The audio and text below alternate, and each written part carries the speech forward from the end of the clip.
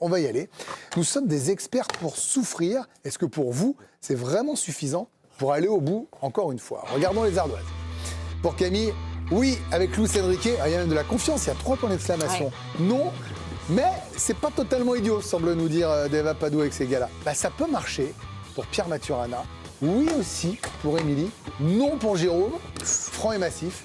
Et non pour Rafou. Bon, comme il y a un non sans le mais, vous allez me dire non, comme il y a un autre non, c'est vous qui allez commencer. Vous avez gagné pour la franchise. Non, ça suffit Priorité pas. au Jay. Ça suffit pas. J'ai la question jusqu'au bout. Bien sûr. Pour aller au bout. C'est pas pour battre Chelsea ou Barcelone. Je pense effectivement. Faites-moi ça en 2 parties. Pour battre Chelsea ou Barcelone. Je pense que ça peut effectivement suffire parce que, pour toutes les raisons qu'on a évoquées depuis qu'on sait que ça va être eux, c'est qu'ils vont au moins aussi mal que le PSG. Au niveau des blessures, au niveau du physique, au niveau de leur saison. Même peut-être moins bien que le PSG. Donc, malheureusement, par défaut, même avec ce PSG-là, tu peux sortir les deux. C'est ce que je pense. Après, il y aura un jour ou l'autre City, Arsenal, Bayern, même Liverpool qui se refait la cerise. Tu vois, voilà. Donc, c'est-à-dire que contre les équipes un peu au-dessus de Barça et Chelsea, ben, je pense qu'on va toujours revenir, on va tourner en rond, Greg. Ça veut dire que le courage, le Mourinho, l'Inter de Mourinho, parce qu'on pense évidemment à ça aussi, souffrir tout le temps, machin, Eto'o qui joue arrière droit, machin. Mais les mecs étaient à 110% physiquement. On va toujours revenir à ça. C'est que quand la montagne va s'élever, si tu n'as pas récupéré un Ruiz à 100%, un Dembélé à 100%, un Doué à 100%, un Hakimi à 100%, est-ce que c'est possible ça? Est-ce que ça c'est juste possible? Eh ben, si c'est pas possible, tout le courage et toute la bonne volonté du monde ne suffira pas pour aller au bout. Pas pour battre Barcelone et Chelsea. Oui, là, mon avis, même ce PSG-là peut les battre. Et pour aller au bout, à un moment donné, il faudra que le Paris Saint-Germain arrête finalement d'être en réaction. C'est-à-dire à chaque fois, d'être mené au score et de courir après le score. Parce que sinon, le Paris Saint-Germain ne pourra pas forcément remporter la Ligue des Champions. Parce qu'il y a peu de victoires dans ce cas de figure-là. Bon, déjà, je vous donne le premier chiffre. Paris a été mené au score lors de 6 de ses 9 derniers matchs de C1. Ça, c'est une constante et ça s'est vu sur les derniers matchs. Mais le problème, c'est le deuxième chiffre. Toute compétition confondue. C'est qu'il n'y a toute compétition confondue, il n'y a qu'une seule victoire sur les 5 derniers matchs où Paris a été mené au score. C'était Monaco là-bas. Mais contre le retour, il ne gagne pas le match. Contre le Sporting, il ne gagne pas le match. Et en Ligue 1, contre le PFC, il ne gagne pas le match. Et contre Rennes, ils sont menés, ils ne gagnent pas le match. Ça, c'est une problématique, c'est que Paris est souvent trop à réaction. Coupe de France, pour gagner une Coupe de France, ils sont pas gagnés le match. Ouais, voilà. Non, vous avez raison. Moi, il y a un truc quand même, ça me fait rire. C'est quand il n'y a pas... Quand il n'y a pas Dembélé, je ne l'ai pas forcément entendu sur ce plateau, mais oui, mais enfin, il y a Doué, ça va, ils peuvent s'en sortir. Les gars, il est ballon d'or. C'est-à-dire que l'an dernier, il est le meilleur joueur de foot au monde. Moi, j'ai vraiment. C'est comme quand j'entendais, ils n'ont pas besoin de Rabiot, Marseille, ça va, ils vont en trouver, ils peuvent le vendre, ils peuvent jouer. Pierre, en fait, il y a un moment, ils n'ont pas Ruiz et Dembélé, par exemple. Ils n'ont pas leurs conditions physiques. Est-ce qu'ils sont, malgré tout, condamnés à souffrir toute la saison? Ils sont condamnés à jouer différemment déjà, parce que c'est deux éléments clés de la victoire de l'année dernière et qui rendaient un peu cette équipe flamboyante. Et même dans le pressing, etc., ça jouait différemment. Le milieu Neves, Vitinha, Ruiz, il s'articule de facto différemment que quand c'est Zaïre Emery, malgré sa super saison, que quand c'est Ruiz et que c'est ce trio qui marchait très bien. On peut prendre ça dans l'histoire du foot, il y a des trios qui étaient très bons et quand on changeait un, c'était moins bon. C'est comme ça, ça ne veut pas dire que le joueur n'est pas bon, ça veut dire que l'articulation et l'animation, elles marchent moins bien parce que les joueurs ne font pas les mêmes choses ensemble. Donc oui, il y a un manque à ce niveau-là. Après, tu peux... c'est pas que des équipes flamboyantes qui gagnent la Ligue des Champions, quoi. Parfois, moi j'en ai vu plein, on en a vu plein, des équipes pas forcément dominantes dans le jeu. C'est un peu l'esprit de la question. On a vu des équipes, même en championnat, depuis un moment quand même. T'as des équipes qui gagnent pas mais qui vont loin, je sais pas, l'Atlético par exemple, leur vie c'est de souffrir. Bon, ils ont fait des finales de C1, ils ont gagné des Ligas, a priori... Non, mais même le Real de Benzema, porté par Benzema, génial devant, et derrière, ils en ont encaissé dans tous les sens. Le Real de Benzema, tu peux prendre, on a dit l'Inter, le Chelsea de 2012, il galère un peu. Dans ces matchs de Chelsea 2012, il a réaction, il va chercher des buts à la fin, il y a des pénaux pour les adversaires. Voilà, ça existe, ça peut se faire, et ça fait la beauté du foot, Dave. Non, mais Dave, il envoie les passes. Dave, il a fait un non, mais il a rajouté un mais. Ouais. Ça, c'est les mecs qui sont pas sur là, mais vous le connaissez, Dave. C'est qu'il a une idée derrière la tête, Dave. Et quelle est cette idée? Quelle est cette idée? En fait, c'est ce qu'il faut réussir à peser. Tout a été dit. Je pense que les équipes qui gagnent en souffrance sont quand même, malgré tout, si elles arrivent à gagner, des équipes qui, physiquement, sont des buffles. De toute façon, pour gagner la Ligue des Champions, disons-le, vous jouiez de manière flamboyante comme Paris l'an dernier, ou défensivement, il faut être prêt physiquement. Il faut être prêt physiquement, parce qu'en plus, elle est tellement longue, le niveau est tellement relevé, enfin, c'est une compétition invraisemblable. Et donc, il faut un moment que physiquement, ça puisse se suivre. Là où je m'interroge, et c'est pour ça le mais, c'est qu'en fait, par contre, ils ont une telle confiance en eux. J'ai l'impression qu'ils sont quand même animés par une espèce de sentiment intime qu'ont les très grandes équipes. C'est-à-dire qu'il y a un moment, ça va finir par tourner pour eux. D'ailleurs, ça peut peut-être même les piéger. On ne sait pas. Ouais. Et j'ajoute à ça ce qu'ils ont peut-être infusé dans la tête de certains adversaires. Ah oui. C'est-à-dire que ce PSG-là, même quand il est bousculé, même quand tu le tabasses, même machin, finissent à peu près toujours par s'en sortir.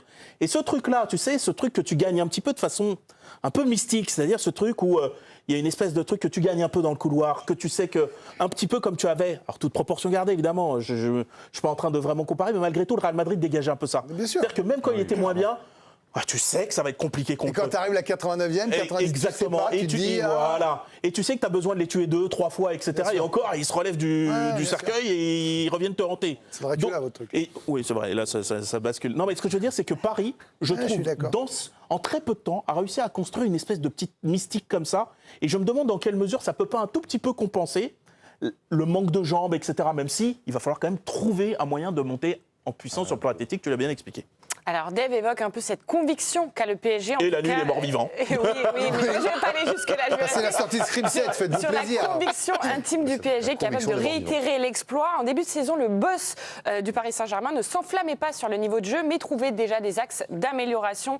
L'objectif pour la saison à venir est de progresser. Je pense que nous pouvons encore identifier des phases de jeu à améliorer. Et sur le site de l'UEFA, il a annoncé déjà la couleur avec cette soif de titre et l'idée d'entrer encore plus dans l'histoire.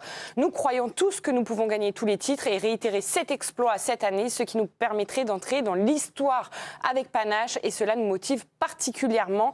Avant de lancer la campagne européenne en septembre dernier, Luis Enrique évoquait un aspect mental évident pour la suite de la compétition. Écoutez bien.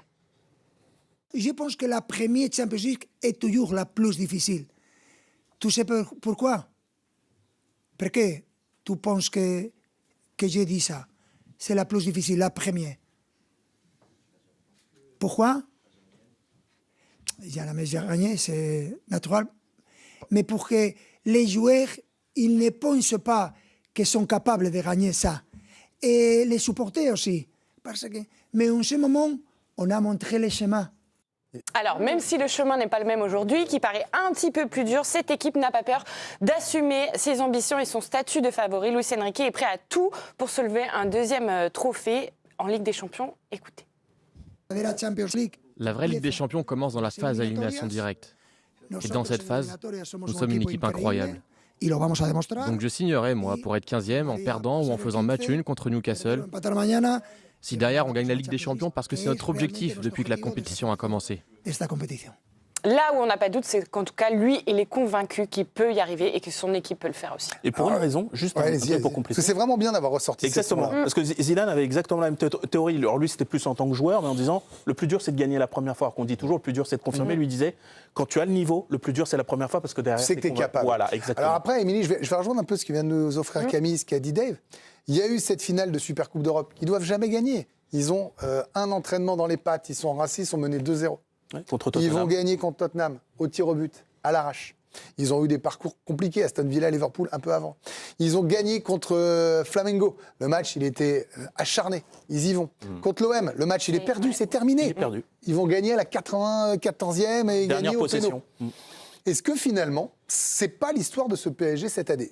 Peut-être. Peut-être. Mais jusqu'à Et je reprends Jusqu'à quand je sais bien. votre mais- argument de début d'émission en disant il faut Merci, peut-être qu'on Émilie. arrête de comparer le PSG de cette année avec la saison dernière. Et là, en l'occurrence, je pense qu'il nous donne toutes les billes pour qu'effectivement, on ne puisse pas les comparer et qu'on puisse repartir avec une nouvelle histoire et des nouveaux arguments. En gros, on veut pas qu'il joue bien. Allez, souffrez jusqu'au bout. Non, mais il le dit et il ne s'en cache pas parce que quand on reprend les déclats que tu as sortis, Camille, effectivement, on voit que l'histoire, elle est différente, que la temporalité, rappelez-vous, la saison dernière, il nous disait rendez-vous en février. Là, on n'est pas du tout sur ça. Il Et dit en pas même ça. temps, Il a jamais dit ça de la saison. C'est vrai. tout passe et dès l'instant, et je rejoins ton Comme le point, rappeur. Dave, dès l'instant qu'il infuse aux joueurs, dans leur état d'esprit, dans leur crampon, qu'il faut aller jusqu'au bout, j'ai envie de vous dire, qu'importe la tronche des matchs, on y va. Hein. Moi, je signe. Hein. Si effectivement, on y va à chaque fois un peu plus, la seule chose qui peut m'inquiéter, et je reprends, c'est l'argument de la fatigue, les blessures qui peuvent s'accumuler, parce que là, on a J'ai quand l'impression même... qu'ils se requinquent pas. Ils n'ont pas rechargé les batteries. On disait, ils tombent, ils se blessent au bon moment, et en fait, ils sont quand ils vont toujours- revenir, ils vont- Voilà, ouais, et ils Voilà. n'y sont pas. Sauf si c'est cyclique et comment ça se passe. Parce que par contre, effectivement, on a, et on en parlera pendant le conseil de classe, mais effectivement, il y a plusieurs joueurs qu'on pointe du doigt. Par contre, concrètement, si dans une semaine, il y a un élan de forme, Notre débat n'a plus de sens. Et hop, ils sont partis. Sur la temporalité qu'a évoquée Émilie, eh bien, on n'est pas du tout sur le même cas de figure que la saison dernière.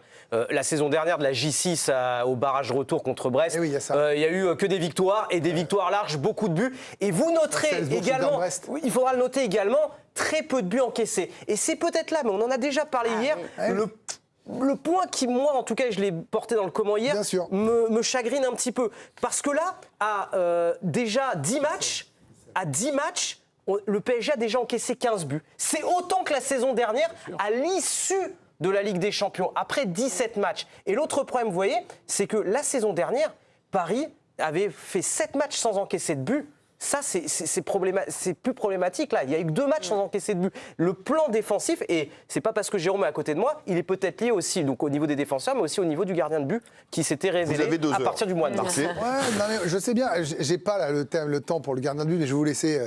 Qu'est-ce que je peux vous laisser, là? Je vais vous laisser 45 secondes. Ah, car. Moi, je veux bien. Oula. Non, mais moi, je veux bien parce qu'on n'est pas d'accord. Moi, je lui explique. Mais bon, on n'est pas il ne veut pas m'écouter. Donnarumma, il est bon à partir du retour contre Liverpool. On n'est pas du tout dans ce moment-là. Mais t'as quand même Avant, il n'est pas bon. Mais on peut pas. Et il n'est pas bon. Arrêtez, on parle d'un gardien qui a gagné l'Euro tout seul.